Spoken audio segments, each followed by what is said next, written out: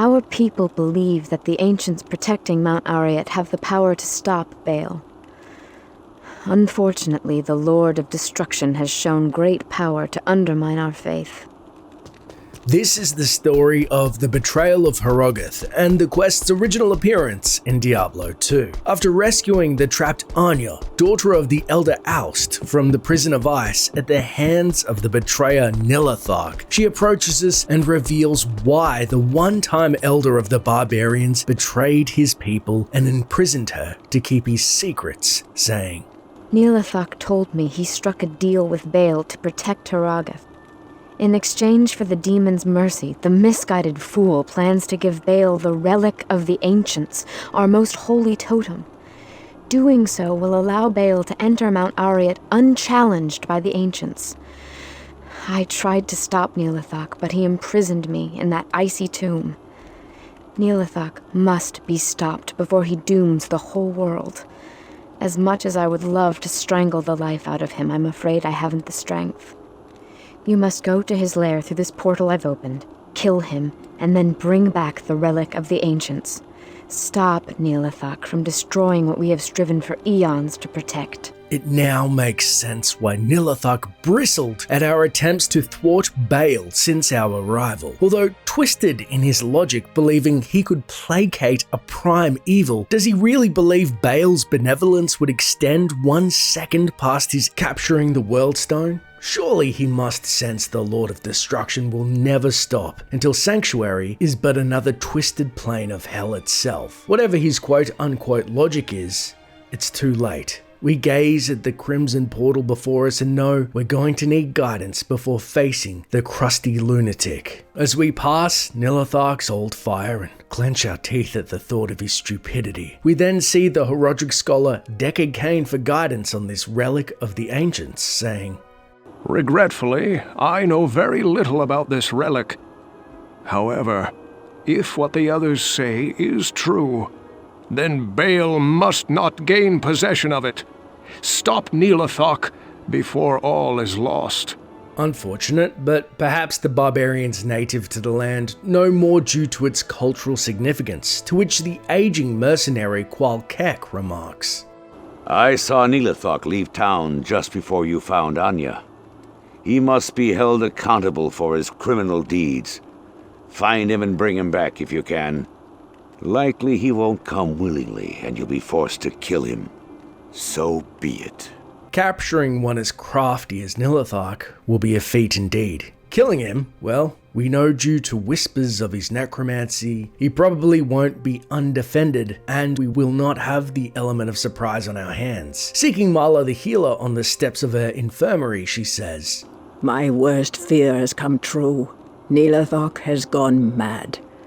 You must stop him before he gives the relic to the Lord of Destruction.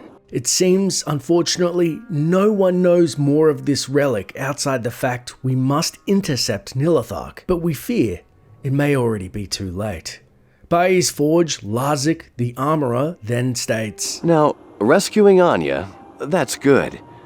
Talking to me while Nihlathak hands over the relic to Baal, that's bad. I can only imagine the cultural significance and wound it must cause to these proud peoples. With only a sparse lead to go by, we realize we will have to extract all information directly from Nihlathak himself, a thought we ponder as we step through the menacing red portal and into the unknown. As soon as we enter, we exclaim, By the light, what is this place?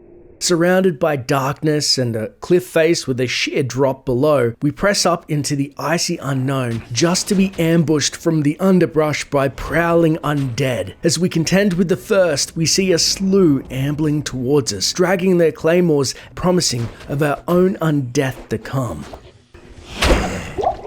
After hacking through the masses, we see a large golden arch that seems like it's burst forth through the ground, and we wonder what demonic influences abound as the obelisks close by, adorned with skull, seem unnatural as the archway. Is this too a false reality such as Horizon's own sanctum? The air still feels real here though.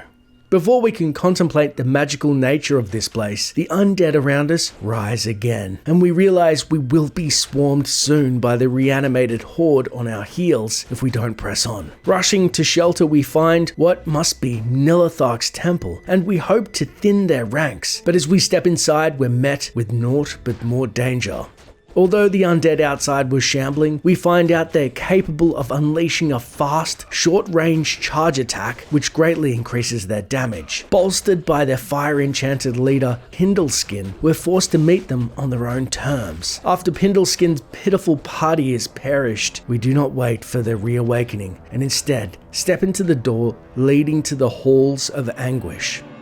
The halls themselves smell of death and decay, a crude crypt which may have been a hallowed ground previously for fallen warriors. Now Nihlathak's personal playpen. We contemplate if these are fallen barbarians killed in battle, gifted to Nihlathak and his necrotic ways. Surely he cannot have fallen so far, so fast. The walls, dark and forcing us to feel our way through packs of undead. They, however, are not bound by mortal sight and rush us from the dark corners of the maze like halls.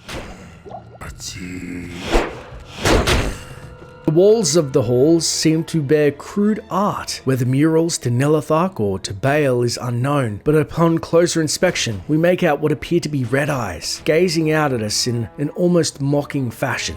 As we step through the gore-laden halls of the temple, we finally find the entrance to the Halls of Pain. Inside, we're met by more burly brawlers and a new enemy, the disgusting putrid Defiler. These demons look like floating flayed corpses and live up to their name. It's said these vile and loathsome beasts strike fear into even the black souls of Baal's own troops. Not only can Defilers viciously attack using its razor-sharp forelegs, it reproduces at will by silently hovering near an unwary demon and parasitically infecting the hellspawn with pain worms. These pain worms immediately travel to the brain of the host monster and grow fat on the vile thoughts of the fiend. If the monster is killed while the worms are gestating, the parasites eat their way through the beast's brain and ultimately burrow out of its skull in search of a new body to inhabit.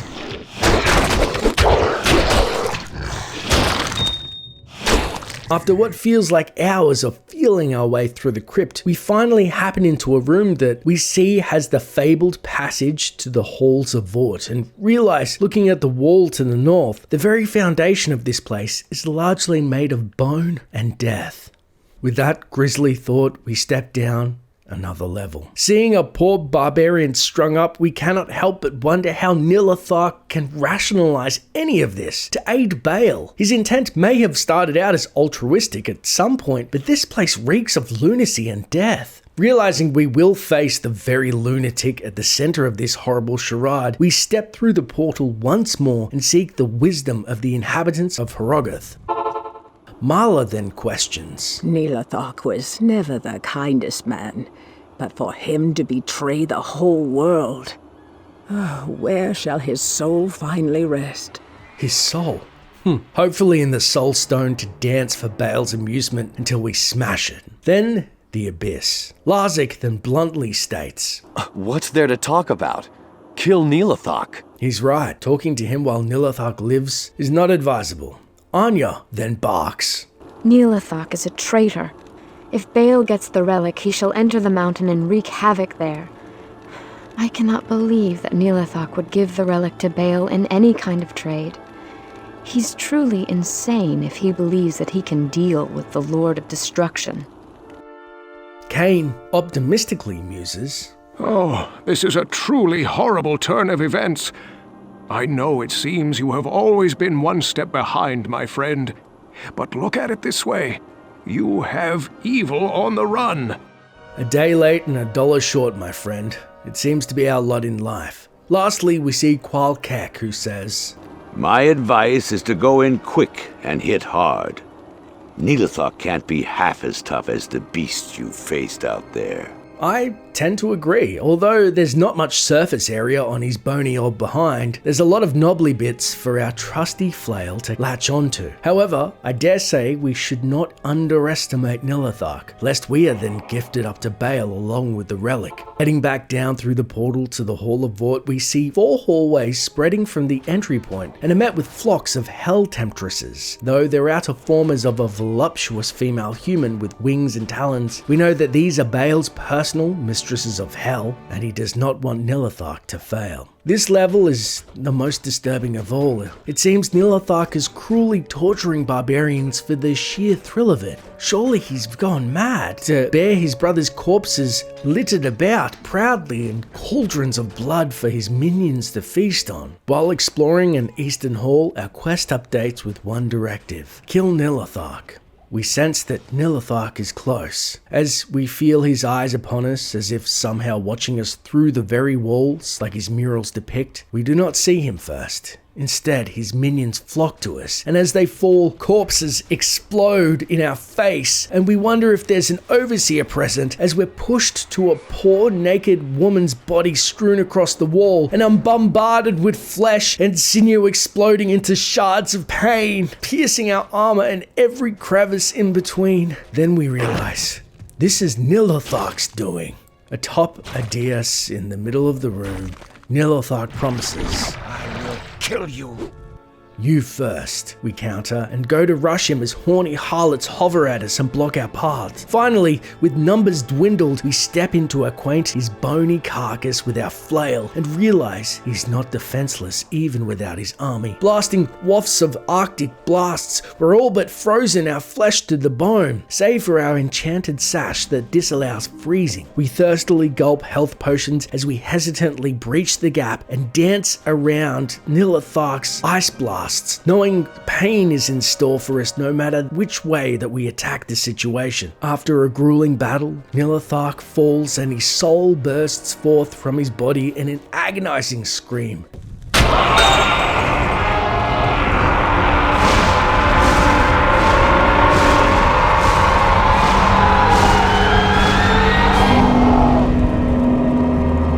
We utter aloud, Nihlathak, what led you to this end?